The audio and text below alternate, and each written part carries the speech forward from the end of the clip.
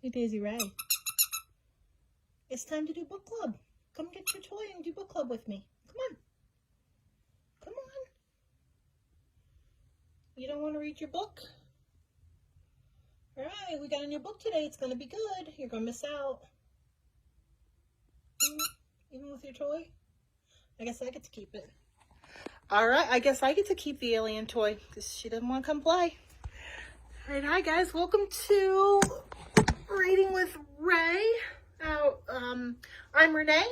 I'm the children's librarian at Salem Public Library in Salem, Ohio, and this is our virtual book club for kids in kindergarten to 3rd grade. We are ready for a new book today, and I think I did announce that I thought we were going to read Stink by Megan McDonald next, and I actually did change my mind. We're not going to read that one. I've got my reasons. Daisy Ray is not going to come over today. She's taking a nap in the chair. But instead we are going to read IVM Beam by Annie Barrows. This is book 1. It's just called IVM Beam. I think there are 7 or 8 of these in this series. So if you like this one, it'd be a great thing for you to try to read. Continue on even after we're done with this one. This book is available on Hoopla. So you can go on Hoopla with your library card and download a digital copy of it so you can read right along with me. And I highly recommend you do that. It's a really great way to boost your reading. This one is a little higher level than we've been doing, but I think you guys are really going to like it. And I don't think it's too much. It's a pretty short book. I think it'll probably take us about a week or so to read it. These books have been very popular for a long time. I'd never read any of them until this week, but I actually really enjoyed it. It's really fun. So I hope you guys like it. Let's say IVM Beam. So here they are. They just look like 2 nice little girls, right? They are troublemakers. At least Bean is. We don't know Ivy very well yet, but that Bean, she's kind of a troublemaker. So let's dive in and learn about the adventures of Ivy and Bean and what kind of trouble they might get into. Okay, so this one actually does have a lot of illustrations by Sophie Blackall. So that's one of the reasons I highly recommend downloading a copy so you can look at it as well. You can see the pictures. I mean, I will try to turn and show them to you, but they're just a lot better if you can see them yourself in your copy of the book. A little bit so you can see better. By Annie Barrows and Sophie Blackall. So big thanks to Annie Barrows and Sophie Blackall for letting us use their book. And to their publisher, looks like Chronicle Kids is their publisher. Chronicle Books. So thanks to them for letting me share this book with you. Okay, so no thanks. This is chapter 1. Before Bean met Ivy, she didn't like her. Bean's mother was always saying that Bean should try playing with the new girl across the street. But Bean didn't want to. She's 7 years old, just like you, said her mother, and she seems like such a nice girl. You could be friends. I already have friends, said Bean, and that was true. Bean did have a lot of friends. But really, she didn't want to play with Ivy because her mother was right. Ivy did seem like such a nice girl. Even from across the street, she looked nice. But nice, Bean knew, is another word for boring. Oh. Ivy sat nicely on her front steps. Bean zipped around her yard and yelled. Ivy had long, curly red hair pushed back with a sparkly headband. Bean's hair was black, and it only came to her chin because it got tangled if it was any longer. I understand that one. When Bean put on a headband, it fell right off. Ivy wore a dress every day. Bean wore a dress when her mother made her. Ivy was always reading a big book.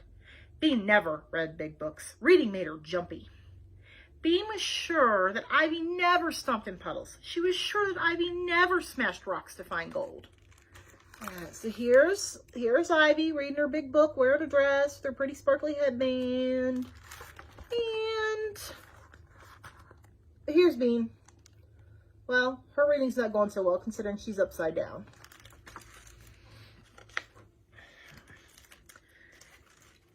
She was sure that Ivy had never once in her whole life climbed a tree and fallen out. Bean got bored just looking at her. So when her mother said she should play with Ivy, Bean just shook her head. "No thanks," she said. "You could give it a try. You might like her," said Bean's mom. "All aboard. Next train for Boring is leaving now," yelled Bean. Her mother frowned. "That's not very nice, Bean." "I was nice. I said no thanks," said Bean. "I just don't want to, okay?" Okay, her mother sighed. "Have it your way." So for weeks and weeks, Bean didn't play with Ivy. But one day, something happened that changed her mind.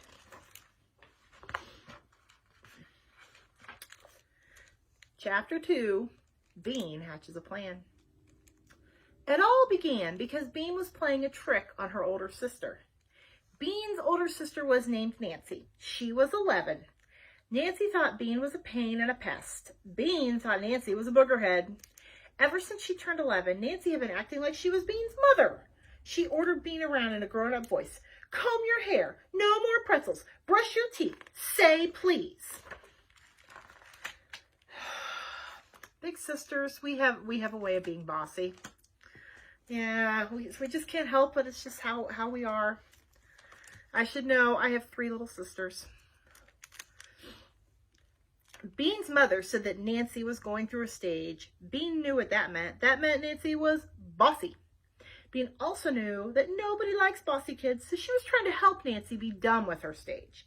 Here's how she helped. She bugged Nancy until Nancy freaked out. Bean thought this was pretty helpful. She literally bugged her. She's dangling a spider over her head. The afternoon that Bean got her great idea, she was shopping with her mom and Nancy. Actually, Bean was being dragged along by her mom and Nancy. Bean hated shopping. Nancy loved it. Nancy was trying on skirts. Lots of skirts. She put on a purple skirt. She looked at her front in the mirror, then she turned to the side, then she turned around, tried to look at her behind. "Looks good," said Bean. "Let's go." "Be patient just a little longer, Bean," said Bean's mother. "I think it's cute, honey," she said to Nancy. Nancy looked in the mirror some more. "Do you think the pockets are dumb?" "I like the pockets," said Bean's mom. Get it, moaned Bean. She had never been so bored in her entire life. She was so bored she fell on the floor. And then she took a tiny peek up at the lady in the dressing room next door. "Yow! Oh, don't do that. That's rude." "Get up, Bean," said her mother. "This minute." Bean got up and sat on the triangle seat again. She waited. Nancy looked at herself.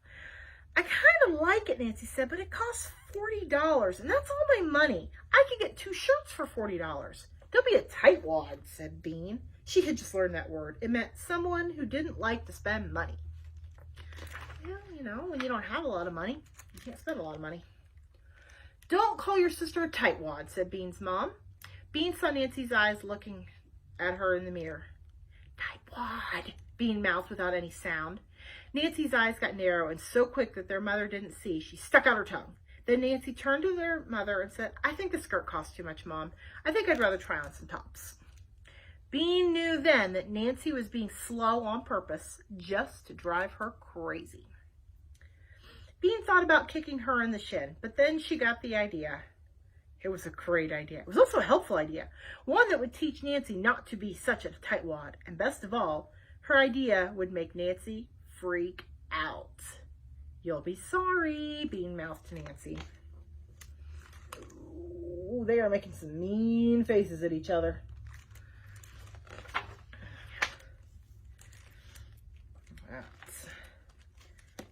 Chapter 3, The Ghost of Pancake Court.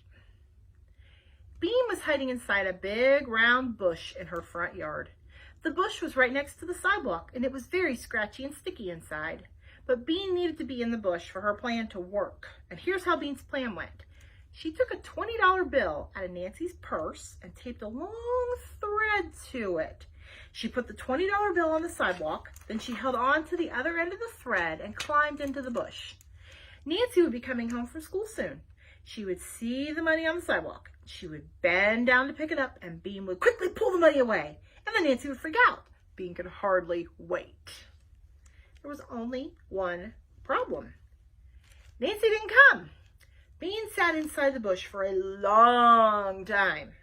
A branch poked her arm, leaves fell down her shirt. She itched. She waited. Nothing happened. It was very quiet. Bean was hardly ever this quiet for this long. Because there was nothing else to do, she looked at the house across the street. Really, it wasn't across the street. It was around the street. Bean loved her street. The first reason was its name, Pancake Court. It's a pretty good name. The second reason was that it ended in a big circle right in front of Bean's house. Her dad called it a cul-de-sac. Bean called it cool. If Bean started riding her bicycle at the end of the block and pedaled really, really hard, she could whiz around the circle, tilting low over the sidewalk like a motorcycle racer. She was riding her bike around the cul-de-sac.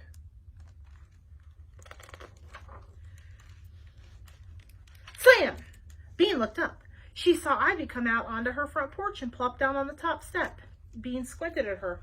Ivy looked strange. She wasn't wearing a dress today. She was wearing a black bathrobe with lots of little pieces of paper stuck to it. Weird, thought Bean. She squinted some more. Instead of a big book, Ivy was carrying a stick painted gold. Bean made a face. What a goony costume, she thought. What a dork. Oh, there's Ivy in her bathrobe and a gold stick. Ivy sat. She didn't do anything. She just sat there all by herself. That was another strange thing about Ivy. She didn't mind being alone. She never played with anyone. Bean played with everyone. Big kids, little kids, all the kids in the neighborhood played with Bean. Even crummy Matt, who was so crummy he threw other kids' toys into the road, wanted to play with Bean. She took care of the little kids. When they fell down and got blood all over their knees, Bean would take them home to get Band-Aids. And the big kids let her play with them because she had good ideas, like seeing how many backyards they could cross without touching the ground. Bean loved big groups of kids playing big games like pirates or hide and seek. Sometimes, Bean wished she were an orphan so she could live in an orphanage with 100 other kids. Of course, she didn't tell her mother and father that. I don't think that's a good idea. Bean watched Ivy alone on her front porch. Wasn't she lonely? Now Ivy was muttering something that Bean couldn't hear. Then she began to wave the stick in the air. Bean couldn't stand it anymore. What the heck are you doing? Yelled Bean from inside her bush. Ivy looked all around. Bean forgot that Ivy couldn't see her. What's with the stick? She yelled. Ivy's eyes got big. Who's there? She said. Are you a ghost? A ghost? What a great idea. Bean made her voice scratchy and spooky. Yes, she howled. I am the ghost of Mr. Killop. I lived in your house before, and I died there too. Mr. Killop had actually moved to Ohio, but Bean thought it was more interesting to say he had died. I've come to haunt you. Tonight when you're sleeping, I'll wrap my icy fingers around your neck. Bean, what are you yelling about? Oops, it was Nancy. And I'm going to stop right there for today. I think it's a good spot to stop. So, I don't know, these two, they do seem awfully different. But we can be friends with people who are really different from us, right? I have lots of friends who aren't, I think I'm probably the weird one. I'm probably the Ivy, you know. But playing big groups of people has never really been my thing. But that's okay. We're all different, and we can still be friends with people even if they don't like the same things we do. As long as they're kind to us, right? Which, I don't know. Bean's not being very kind to her sister, Nancy. But sisters do that. I don't know, activities. I don't know. Oh, write me a ghost story. If you were Bean and you were hiding in that bush like she made up Mr. Killop, tell me who you would be if you were going to be a pretend ghost. So that's your activity for today, to make up a story for your pretend ghost. And we will pick up tomorrow and read some more of IVM Beam. So I'm filming on Thursday morning, so you guys will see this afternoon. It is absolutely beautiful right now, so hopefully you guys can all get outside and get some sunshine today. So I will see you tomorrow. Oh, Daisy Ray's still sleeping in the chair. She doesn't want to do book club today, I guess. So I'll see you guys tomorrow. Stay safe, stay well. I'll see you soon. Thanks. Bye.